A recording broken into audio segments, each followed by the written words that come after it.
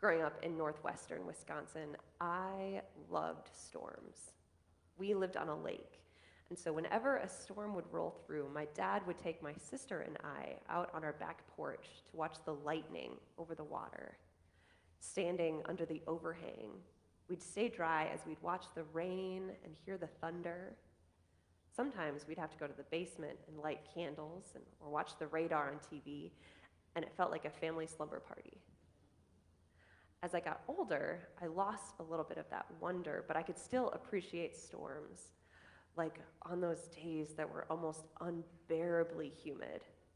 The clouds would start to form, and you knew relief was on the way. And that chill in the air as a storm front rolled through would make me sigh in relief, and also make sure my car windows were rolled up. And that smell just after a rain. But storms are not always so benign. I also remember tornado drills as our class would hear the bell, different from the fire drill bell, and we'd all have to file into the nearest windowless room and practice kneeling and shielding our heads from falling debris.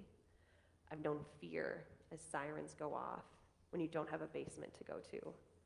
I've pulled over when the rain becomes a downpour that obscures your vision of cars and steins and paint.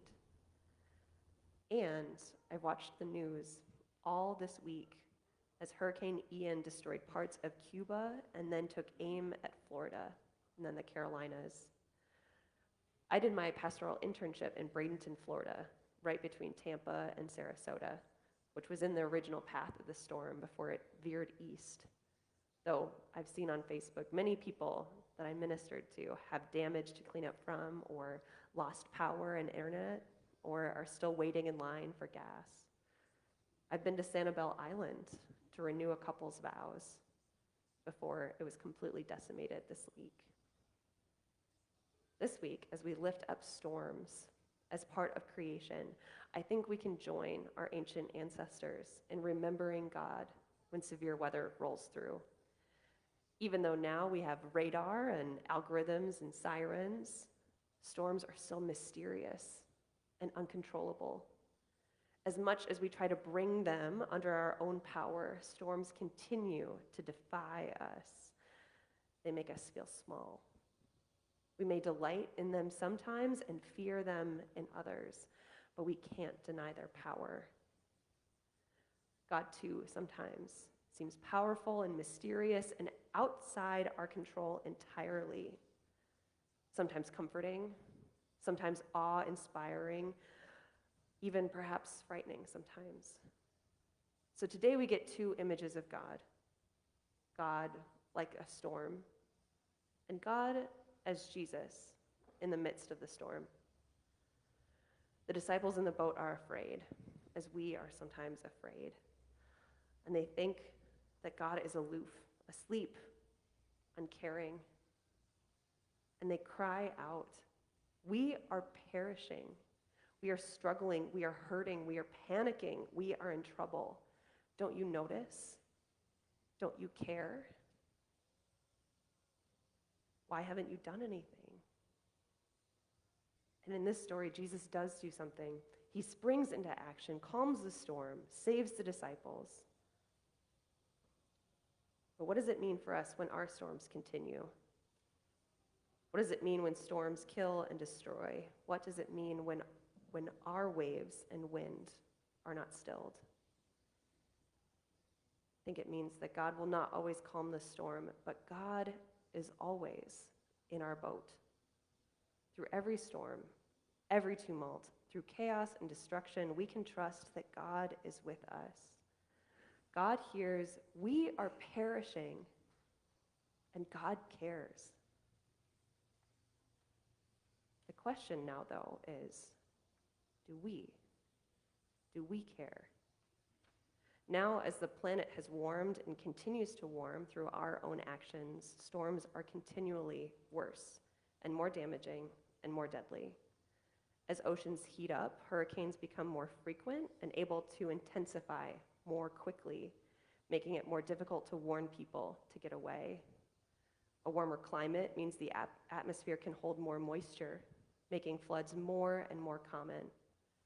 A warmer climate moves jet streams and ocean currents, bringing unseasonable weather to different regions and unfavorable weather to more farms.